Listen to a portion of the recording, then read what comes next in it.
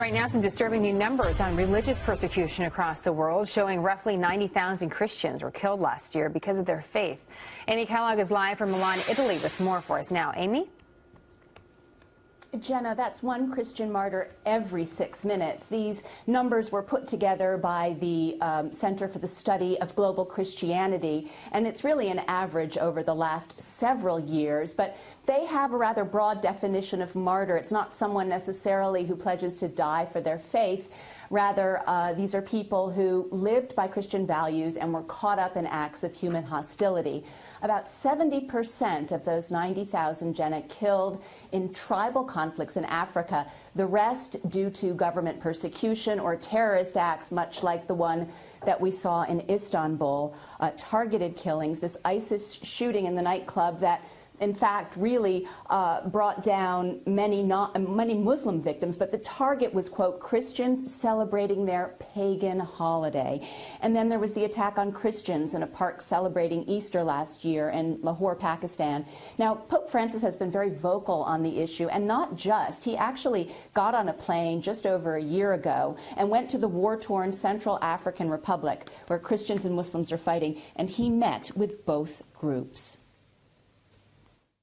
The Pope sees religion, true religion, has to promote peace. God cannot be used. The Pope often says you cannot use the name of God for violence or to kill people. His going to Africa was a way of saying, let's work together. Religions can work together for peace.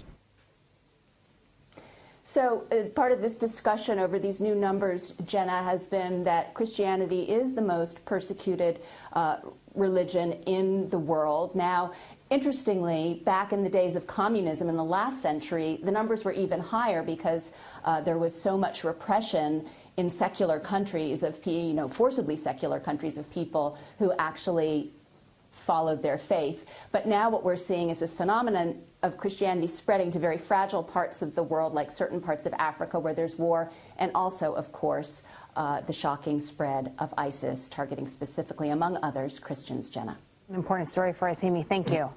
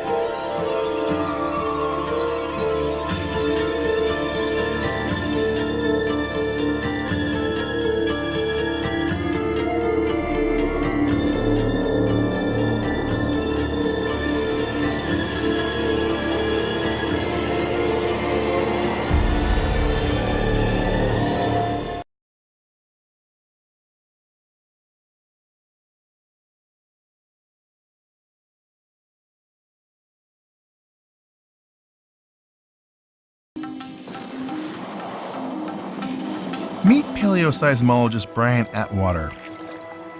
He and I are paddling up the Copalis, a coastal river that rises and falls with Pacific Ocean tides. We're here at low tide, but at high tide, the river can rise enough to overflow its banks, flooding the surrounding marshes with salt water. But it wasn't always that way. Once, this was a lush coastal rainforest. Now, all that remains are massive roots sticking out of the eroded riverbank and the trunks of long-dead cedar trees. A ghost forest. Brian has brought me here to show me evidence of one of the worst earthquakes to hit North America since human beings arrived here. Slicing into the bank reveals 3 layers. They tell a story of change over time. The lowest once supported a healthy rainforest. So this is almost like a garden soil, right? But it's got tree roots in it. It's a forest floor soil. Just above is a layer of sand, entirely out of place. Its sharp definition tells Atwater that whatever put it here came fast and furious. How do we do this combination? How do we go from forest floor to some kind of muddy flat and have a sand layer brought in first? The answer lies about 80 miles away, at the bottom of the Pacific Ocean. It's called the Cascadia Subduction Zone, a 700-mile-long crack in the crust of the planet. It's where a Pacific Ocean plate is trying to slide under the North American plate. But the plates are stuck. They go closer and closer like that, and the overriding plate gets shortened and bulges up. The old-growth forest that once stood around the Copalis River sat on that bulge. But then, the plates broke free along the fault, causing a violent earthquake, dropping 600 miles of coastline as much as 5 feet and into the tidal zone. That same tectonic rupture also drove the edge of the continental plate upward and triggered a series of huge waves, a tsunami. What the forest sees is a rush of salt water and sand inundating the land. The final blow from a massive fault rupture that turned an old-growth rainforest into this. We now know that this cataclysmic 1-2 punch took place in the year 1700. Today, everyone wants to know, will it happen again?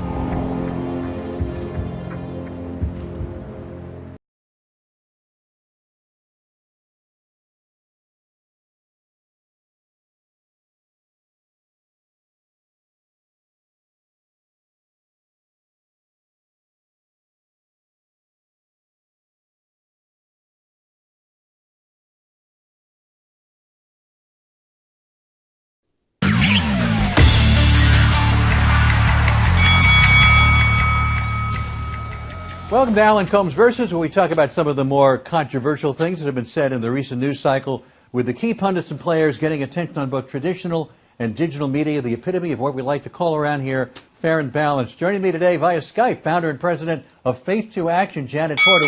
Welcome, Janet. Thanks for being here. That bell always throws me. Glad to be here. Appreciate it very much. Do you really believe that Christians are facing the same kind of attacks here in America as Jews did in Nazi Germany? Well, what's interesting is, and I'm not saying we're gassing anybody just yet, but I will say this, and I think the thing that caught your attention is that there were laws that were passed prior to the Holocaust, beginning in 1933, and it itemizes this in a book called The World Must Know. I wrote about it 10 years ago in The Criminalization of Christianity, and these laws that were enacted between 1933 and 1939, the first one said that that non-Aryans could not be notaries, they couldn't be teachers in state schools, and that was the first of 400 separate pieces of legislation that defined, isolated, excluded, segregated, and impoverished German Jews. So if you fast forward to 2015, I think Bobby Jindal said it as well as anybody. What he said in the presidential debate is that here's a direct quote, I'd like the left to give us a list of jobs that Christians aren't allowed to have. If we're not allowed to be clerks, bakers, musicians, caterers, are we allowed to be pastors? Well, you're allowed to be all those things, but you got to follow the law. But my question goes back to the analogy you're making between Nazi Germany and 2015 America. Do you understand how insulting that could be to families, survivors of the Holocaust, and Jews who knew people who were killed because of being put in ovens? To compare that to 2015 America? You'd be very hard-pressed to find anybody more pro-Israel than I am. I'm not talking about being pro-Israel. I'm talking about comparing the Holocaust and Nazi No, Germany actually, to what's happening now. I wasn't comparing the Holocaust. I was comparing the laws that were passed beginning in 1933, which is very similar to what we're facing right now. What Jindal says, we're not allowed to be elected officials. It's not breaking the law to exercise our constitutional rights, and yet we see Christians going to jail. They are being isolated, excluded. You go to They are being jail impoverished. when you defy a court order. You go to jail. That's the way the law works in this country. If you don't like the law, there's a legislative process to change it. But although you didn't maybe you didn't say the Holocaust, but what you're implying is that what led up to the Holocaust, meaning the way the laws were in Nazi Germany prior to the Holocaust, are much similar to what's happening now in the United States, as if we're headed toward another Holocaust in this country. Well, let's see what's happening right now, where you have bakers that are being impoverished. You know, you look at Aaron and Melissa Klein from Sweet Cakes. They're being told that they've got to pay over $100,000 in fine. They've lost their business, but that's not enough for the homosexual activists. They want them to pay. It's not enough that they could go and get their cake anywhere else in town, but they want to force Christians to violate their conscience. By the way, the Kentucky law still is on the books that says marriage, direct quote, is the civil status, condition, or relation of one man and one woman. That's been superseded by the federal law, by the Supreme Court. But what you're saying is, what you're really saying here, Janet, is that much like in Nazi Germany with those kinds of laws and now these kinds of laws, you believe that somehow Christians are going to be treated eventually, if we're on this trajectory, the way Jews were eventually in Nazi Germany. That's what it sounds like you're saying. Well, what I'm saying is that those laws are strikingly similar, and when you look at the fact that we've got Christians that are being forced out of business, we have Christians now going to jail. By the way, in my movie Light Winds, I'd love to come back on and talk to you about this. You watch this movie, I'll debate every point in it with you. It's the case for marriage that the nation hasn't heard.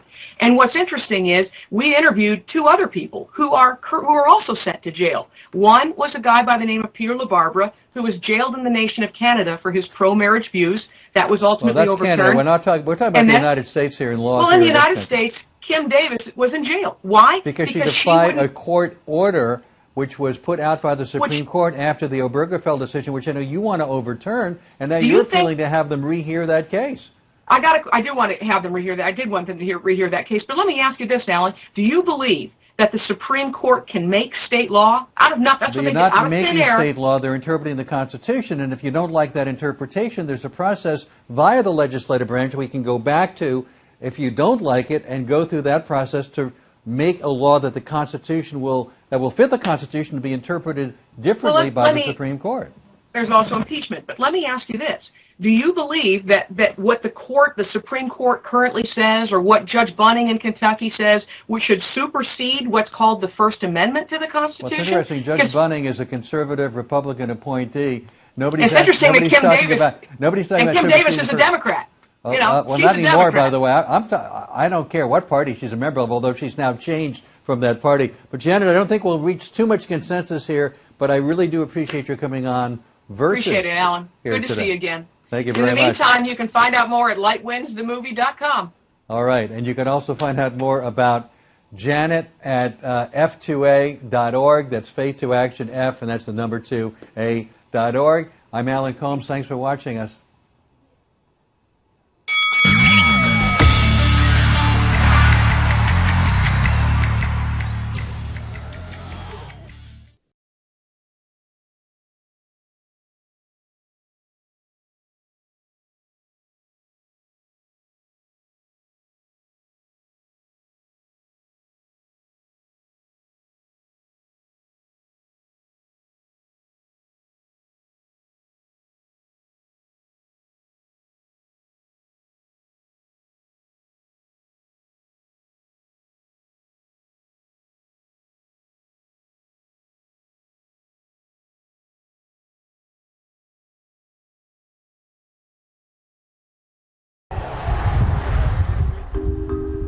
As flames destroy homes and fires around Colorado, the toll is not only felt by each family, but by the entire state.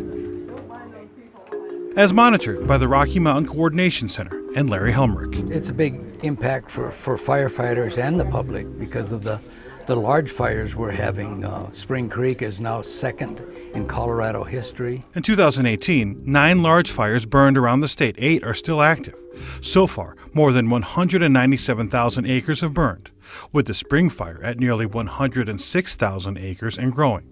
Altogether, more than 3,480 firefighters are on the ground, with nearly 1,800 people providing support, costing, so far, more than $58 million. And keep in mind, these fires are still burning. It isn't contained, and that's what we're striving for, and that's why we have so many firefighting resources, air and ground, in Colorado right now. But as bad as things sound now, 2018 still lags behind the worst fire year in Colorado history, 2012. This was the year of the High Park Fire, which burned more than 87,000 acres, adding to a total number of more than 283,000 acres burned in 2012. While the Waldo Canyon Fire was not that big at 18,000 acres, it destroyed 346 homes, causing $453 million in insured losses, the worst ever. The hope now is that 2012 will remain the worst year in history. The weather's moderating a little bit right now. We may get a break. We hope the monsoon gets here. We've had some moisture, but western part of Colorado is still bone dry. Just in case, they'll be ready to add to the numbers. In Lakewood, Nelson Garcia, 9 News.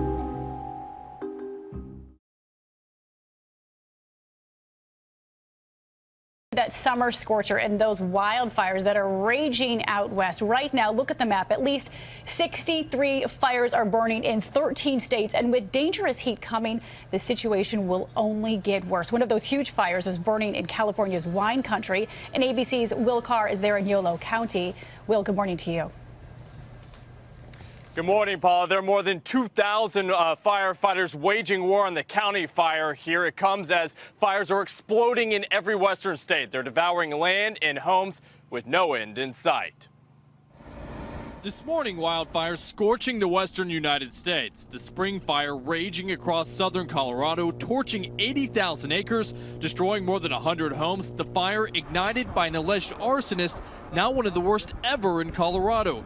Nearly 600 firefighters battling the flames, doing everything they can to save lives and homes. A security camera captures the wildfire overtaking one couple's vacation home, a stark reminder of nature's fury. 63 wildfires now burning in more than a dozen states, all fueled by boiling temperatures, strong winds, and bone-dry conditions, leaving many in fear of losing everything. We're ready to go if we have to. I'm scared. Meanwhile, in Northern California, some deciding to stay put. Making sure that when I wake up in the morning, if the house is on fire, that I know I did my best. The overall danger spreading far beyond the West. This 4th of July set to be one of the country's hottest in history. With that in mind, we're expecting triple-degree heat in parts of California this weekend. And since today is July 4th, authorities are asking for residents across this region to be mindful of using fireworks because it only takes one spark to start that next big fire. Paula. Important reminder, Will Carr, thank you for your reporting. Hi, everyone. George Stephanopoulos here. Thanks for checking out the ABC News YouTube channel. If you'd like to get more videos, show highlights, and watch live event coverage, click on the right over here to subscribe to our channel. And don't forget to download the ABC News app for breaking news alerts. Thanks for watching.